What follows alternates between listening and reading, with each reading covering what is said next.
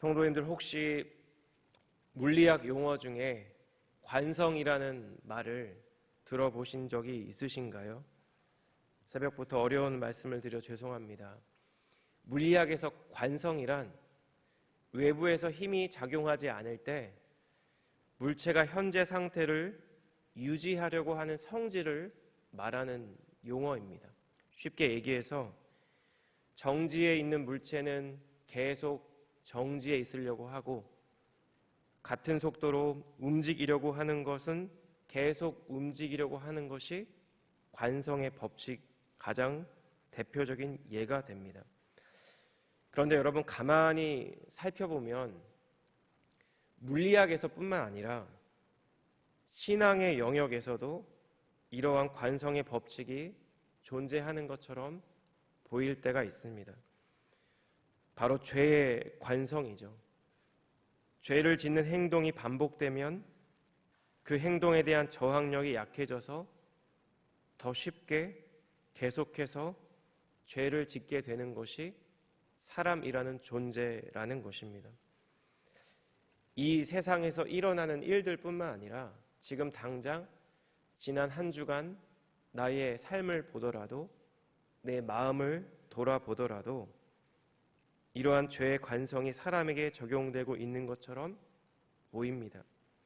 여러분 그렇다면 죄가 이 세상에 들어온 이후에 인간의 본성에 마치 내재되어 있는 것처럼 있는 이 죄의 관성을 우리가 이기기 위해서는 무엇을 해야 할까요? 오늘 우리가 함께 읽은 이 시편 78편의 56절과 72절이 속해 있는 이 78편의 이 시편은 72절까지 꽤 긴 구절을 통해 시편 기자가 이스라엘이 과거에 어떻게 하나님께 범죄했는지를 낱낱이 전달하고 있습니다. 그리고 이제 이 시편의 긴 시편의 말씀을 마무리하는 이 오늘 본문의 말씀을 묵상하는 가운데 지구상에 있는 모든 물체가 관성의 법칙 아래 있는 것처럼 죄의 관성 아래 묶여있는 저희 모두가 도대체 어떻게 하면 하나님의 백성으로 하나님께서 원하시고 또 하나님께서 원하시는 참되고 온전한 성도로 이 땅에서의 삶을 살아갈 수 있는지를 함께 말씀을 묵상하며 또 살펴보는 또 귀한 시간이 되기를 원합니다. 첫 번째로 오늘 본문의 말씀을 통해 우리가 이스라엘의 불순종 가운데 심판하셨던 하나님을 기억해야 한다는 것을 생각해 볼 수 있습니다. 56절에서 58절까지의 오늘 본문 말씀을 보시면 죄의 관성을 유지한 채 살아가는 이스라엘 백성들의 어떤 모습을 마치 고발하듯 시편 기자가 이렇게 이야기합니다. 56절 말씀을 보시면 그러나 라는 접속사로 역접 접속사로 시작하는데요. 그래서 오늘 본문 바로 직전인 54절과 55절 말씀을 제가 읽겠습니다. 그들을 그의 성소의 영역 곧 그의 오른손으로 만드신 산으로 인도하시고 또 나라를 그들의 앞에서 쫓아내시며 줄을 쳐서 그들의 소유를 분배하시고 이스라엘의 지파들이 그들의 장막에 살게 하셨도다. 여러분 그래서 55절 말씀의 이 말씀을 보시면 지금 이 56절 이후에 이 구절들의 시대적 장소적 배경이 광야가 아니라 그들이 가나안 땅에 정착한 이후라는 것을 알 수 있습니다. 즉 바로 앞단락에서는 출애굽 이후와 광야 시대가 이 시편의 시대적 장소적 배경이었다면 오늘 본문 말씀에서는 가나안 정착 이후가 배경이라는 것입니다. 여러분 장소의 차이가 있고 시대의 차이가 있지만 동일한 것은 이스라엘 백성의 모습입니다. 제가 56절에서 58절을 읽겠습니다. 그러나 그들은 지존하신 하나님을 시험하고 반항하여 그의 명령을 지키지 아니하며 그들의 조상들 같이 배반하고 거짓을 행하여 속이는 활같이 빗나가서 자기 상당들로 그의 노여움을 일으키며 그들의 조각한 우상들로 그를 진노하게 하였음에. 여러분, 눈앞의 반석에서 황무한 광야 땅 가운데 있는 우두커니 서 있는 반석에서 생수가 나오는 것을 보며 하나님이 과연 떡도 주실까? 라고 의심한 것이 이스라엘 백성이었습니다. 매일 아침마다 진중에 제공되는 풍족한 만나를 먹으면서도 하나님께서 과연 고기도 주실까? 하나님을 시험하고 하나님을 끊임없이 의심했던 것이 광야에서의 이스라엘 백성의 모습이었습니다. 자, 여러분, 그런데 그들이 하나님의 은혜 가운데 광야 생활을 잘 마치고 이제 약속하신 가나안 땅에 들어가 약속의 유업을 기업으로 받으며 살아가는 동안에도 마치 관성의 법칙처럼 하나님을 시험하고 하나님께 반항하며 하나님의 명령을 지키지 않았다라는 것입니다.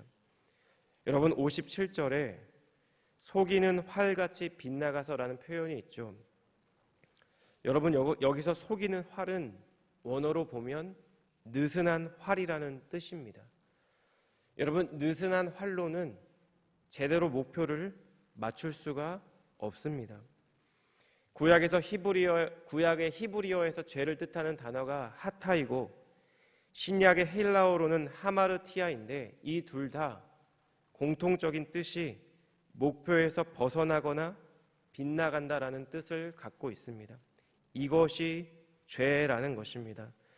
이스라엘을 가리켜 느슨한 활 같다고 말하고 있는 것은 이스라엘이 하나님께서 원하시는 목표를 태생적으로 맞출 수 없는 존재이고, 그래서 마치 죄의 관성을 따라가는 존재처럼 하나님 앞에서 끊임없이 범죄하는 백성이 되었다라는 것입니다. 그 단적인 예가 오늘 본문 58절을 보시면 우상 숭배입니다. 여러분, 가나안 땅은 아주 먼 옛날에 하나님께서 아브라함을 그들의 조상으로 부르실 때 아브라함에게 약속하신 땅입니다. 야곱 일가가 애굽에 내려간 이후에 400년 동안 애굽의 종으로, 노예로 비참한 삶을 살아왔던 그 이스라엘 백성을 속량해 주시고 하나님의 백성으로 삼아주신 하나님께서 그들을 이끌어 애굽을 나오게 하셨습니다. 여러분, 약속의 땅에 대한 불신과 불순종에도 불구하고 은혜를 베풀어 주셔서 출애굽 2세대들에게는 가나안 땅을 선물로 허락해 주셨습니다. 그런데 이스라엘 그 자손들이 하나님께서 은혜로 허락해 주신, 선물로 주신 그 약속의 땅에서 우상을 숭배했다라는 것입니다. 오늘 본문 59절 이하의 말씀을 보면 이에 대한 하나님의 반응이 나오는데요. 59절을 보시면 하나님께서 이스라엘을 크게 미워하사라는 표현이 있습니다. 미워하다라고 번역된 이 동사는 거절하다, 거부하다라는 뜻도 갖고 있습니다. 여러분, 하나님께서 이제 이스라엘을 거절하신다라는 것입니다. 하나님께서 친히 이스라엘과 맺어주셨던 언약을 거부한다라는 것입니다. 저희 집에는 이번 가을에 4학년과 1학년이 되는 아들 둘이 있습니다. 아무래도 아빠보다는 엄마와 보내는 시간이 많으니까 이 아이들이 늘 아빠를 고파합니다. 개인적으로 참 감사하고 고마운 일이죠. 그런데 종종 제가 혼을 내거나 조금 엄하게 대하거나 훈육을 해야 될 때가 있습니다. 그런데 여러분, 저보다 엄마가 조금 더 자주 혼을 내서 그런지 어쩌다가 제가 평소와는 다르게 좀 무섭게 대하면 여러분, 세상이 무너진 것처럼 서럽게 웁니다. 잘못은 자신들이 했는데 아빠가 잘못한 것처럼 서럽게 웁니다. 왜일까요? 아빠를 향한 막연한 기대가 있기 때문입니다.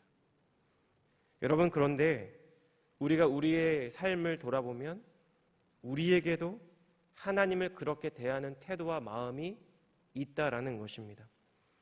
호의가 계속되면 권리인 줄 아는 이 세상 사람들처럼 여러분, 하나님께서 베풀어 주시는 은혜가 너무 감사하면서도 그 은혜에 합당한 삶을 살아가는 것이 아니라 계속 은혜 받기를 원하고 은혜 받기를 구하고, 하나님은 그저 계속 나를 용서해 주시는 하나님으로, 그래서 내 자신 안에 있는 죄의 관성은 그대로 두어버리는 악하고 죄악된 마음들이 저와 여러분 안에 있다라는 것입니다.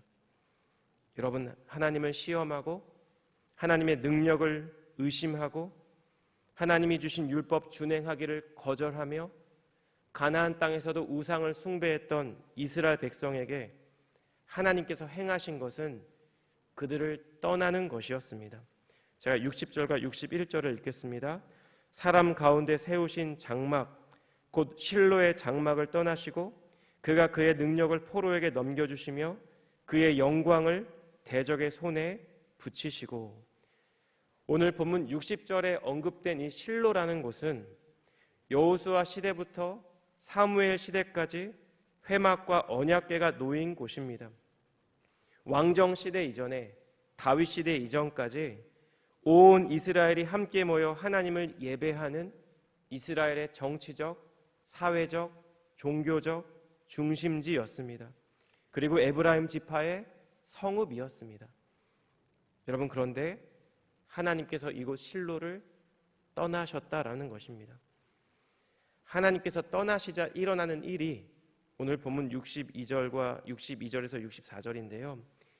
그가 그의 소유 때문에 분내사 그의 백성을 칼에 넘기셨으니 그들의 청년은 불에 살라지고 그들의 처녀들은 혼인 노래를 들을 수 없었으며 그들의 제사장들은 칼에 엎드려지고 그들의 과부들은 애곡도 하지 못하였도다.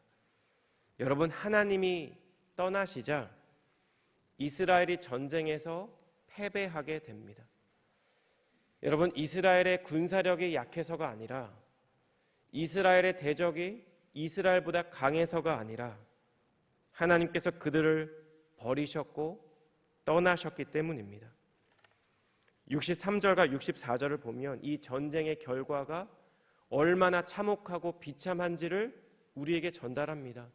청년들은 불에 살라지고 겨우 살아남은 여인들은 혼인을 기대할 수가 없습니다. 공동체가 붕괴되고 망가져서 미래를 기대할 수 없다라는 것입니다. 64절을 보시면 제사장조차 죽음을 피할 수 없고 과부들은 애곡조차 할 수 없을 만큼 무기력하고 무력하고 비참해진 것이 전쟁에서 패한 이스라엘의 모습입니다. 여러분, 오늘 본문에서 하나님께서 이스라엘에게 내리신 징계와 심판의 핵심은 무엇일까요? 전쟁에서 패한 것이 아니라 그 이전에 하나님이 이스라엘을 떠난 것입니다. 더 이상 하나님의 임재가 없는 것입니다. 더 이상 하나님의 영광이 성막 가운데 임하지 않는 것입니다. 여러분, 그런데 오늘 본문 62절을 보시면 이러한 하나님의 심판과 징계 가운데서도 우리가 주목해야 하는 것이 무엇인지 우리가 알 수 있습니다. 여러분, 그것은 바로 이스라엘이 그의 소유, 하나님의 소유라는 것입니다. 이스라엘의 패배로 이스라엘이 비참하고 참혹한 지경에 이름에도 불구하고 이것이 여전히 하나님의 허락하에 있는, 하나님의 주권 아래 있는 일이라는 사실입니다. 여러분, 이스라엘의 죄악으로 인해 그들이 더 이상 하나님의 임재를 경험할 수 없고 하나님께 버림받아 대적과의 전쟁 가운데 패배하는 심판과 징계를 당했음에도 불구하고 이들이 여전히 하나님의 주권 아래에 있음을 기억할 때, 여러분, 우리는 우리의 절망 가운데서도 다시 한번 우리의 삶을 돌아보며 하나님을 바라보게 될 줄 믿습니다. 하나님의 은혜가 우리에게 있기 때문인 줄 믿습니다. 소망 되시는 그 주님을 바라보는 참된 믿음이 우리 안에 회복되기를 원하고 우리의 삶을 다시 한번 돌아보게 되는 저희 모두가 되시기를 예수님 이름으로 축복합니다.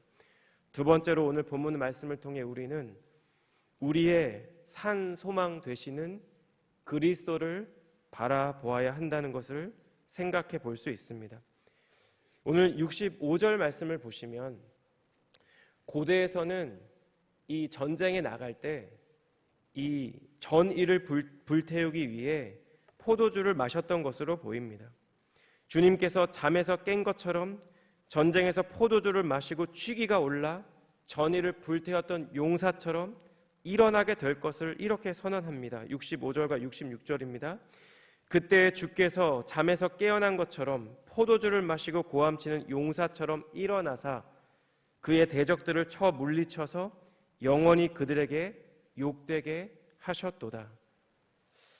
그리고 나서 이제 67절 이후를 보시면 하나님께서 새롭게 시작하신 구원의 역사가 이전과는 다른 방식으로 진행될 것을 시편 기자가 언급합니다. 67절입니다. 또 요셉의 장막을 버리시며 에브라임 지파를 택하지 아니하시고 오직 유다 지파와 그가 사랑하시는 시온산을 택하시며 그의 성소를 산의 높음같이 영원히 두신 땅같이 지으셨도다. 여러분, 에브라임 지파는 요셉의 차남임에도 불구하고 마치 장자와 같은 축복을 하나님께 받은 지파입니다. 앞서 언급한 대로 에브라임 지파의 성읍인 실로에서는 당시 제사 때마다 총회 때마다 온 이스라엘이 모여 하나님을 예배했고 하나님 안에서 회의하는 시간을 가졌습니다. 그런데 하나님께서 행하신 것은 이제 에브라임 지파와 실로를 버리시고 유다 지파와 시온산을 택했다라는 것입니다. 사무엘하 5장을 보시면 다윗이 왕이 되고 난 이후에 남유다와 북이스라엘로 갈라지기 전에 전체 이스라엘을 통일한 이후에 한 족속과의 전쟁을 수행합니다. 가나안 정복 전쟁이 시작된 이후에 다윗 시대까지도 정복이 이루어지지 않았던 여부스 족속을 정복한 것입니다. 이 내용이 사무엘하 5장 6절과 7절에 이렇게 기록되어 있습니다. 왕과 그의 부하들이 예루살렘으로 가서 그 땅 주민 여부스 사람을 치려하매 그 사람들이 다윗에게 이르되 내가 결코 이리로 들어오지 못하리라.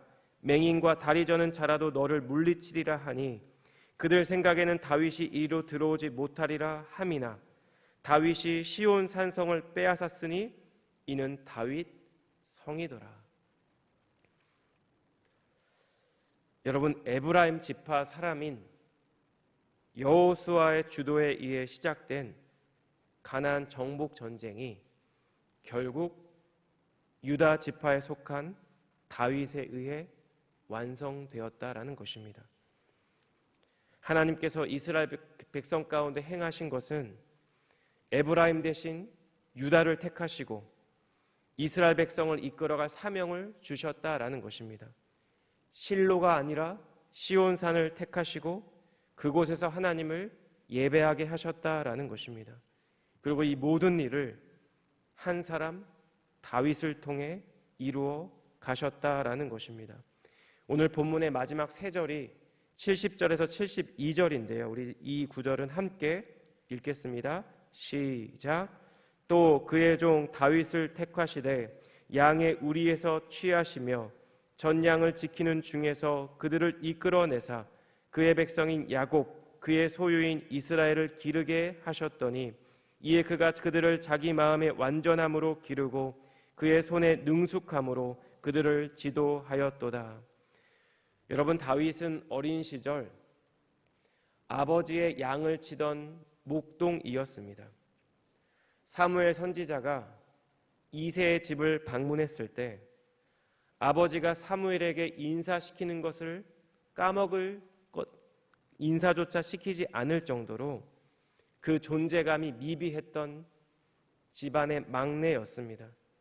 그런데 하나님께서 하나님의 섭리와 계획 가운데 그를 이끌어 이스라엘 전체의 목자가 되게 하셨습니다. 사도행전 누가의 고백과 같이 하나님의 마음에 합한 자가 되어 하나님의 마음을 품고 하나님의 마음으로 이스라엘을 이끈 목자가 되었다라는 것입니다. 다윗이 이렇게 사무엘하 5장 말씀처럼 시온 산성을 정복하고 하나님께서 아브라함에게 맺으신 언약, 가나안 땅을 내 후손에게 주리라 약속하신 그 언약의 말씀을 대략 1000년 만에 성취하게 됩니다. 여러분, 그리고 나서 다윗이 행한 것이 언약궤를 옮기고 하나님의 성전 짓기를 사모하는 일이었습니다. 하나님께서 다윗 안에 있는 이 마음을 보셨고 나단을 보내 다윗 언약이라고 불리우는 언약을 맺죠. 그 말씀이 사무엘하 7장에 기록되어 있습니다. 이 말씀도 함께 읽겠는데요. 사무엘하 7장 16절입니다. 시작.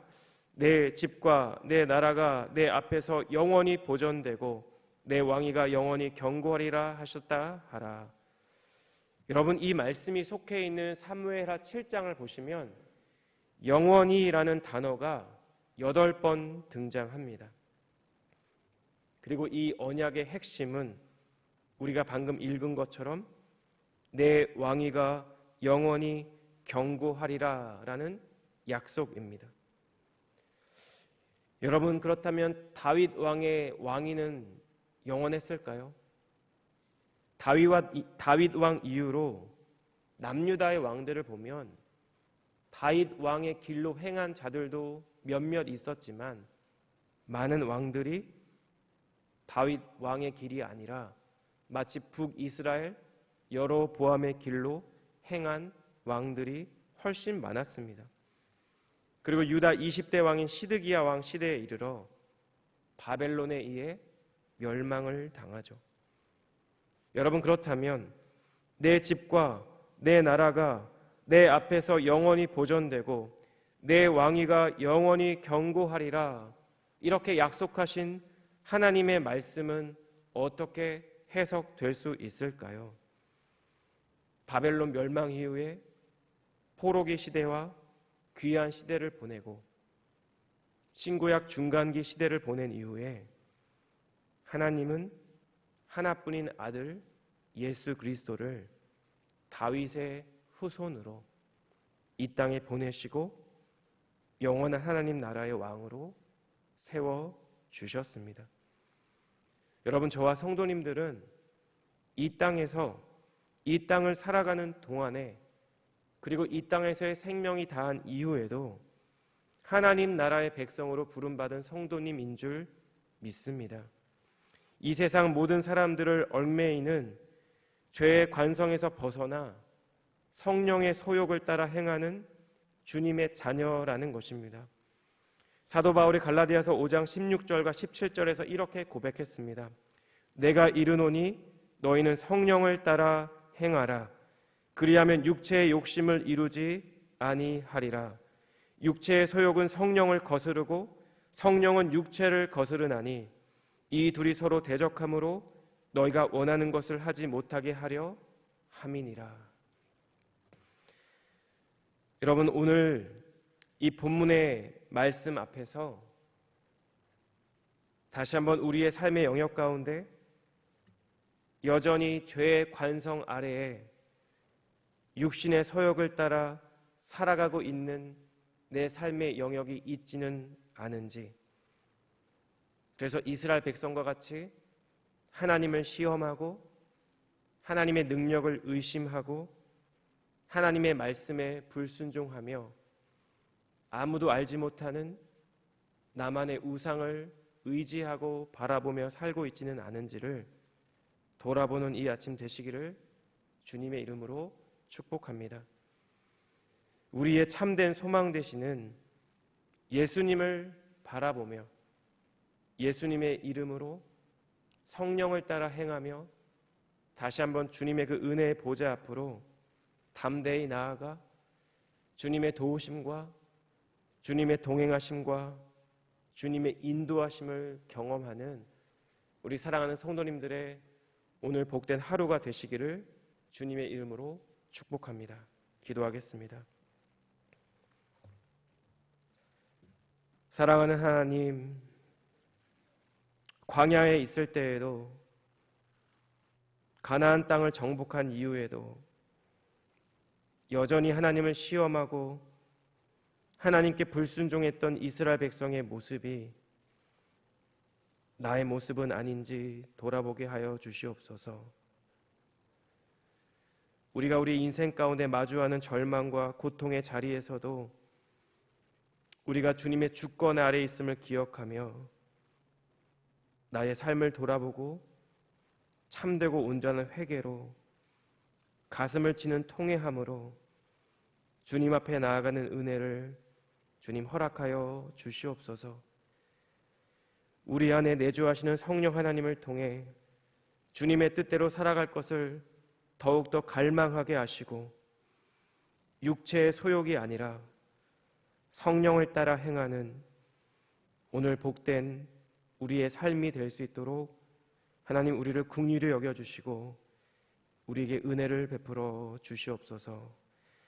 그렇게 행하실 주님께 감사드리며 이 모든 말씀 예수님의 존귀하신 이름으로 기도드렸습니다.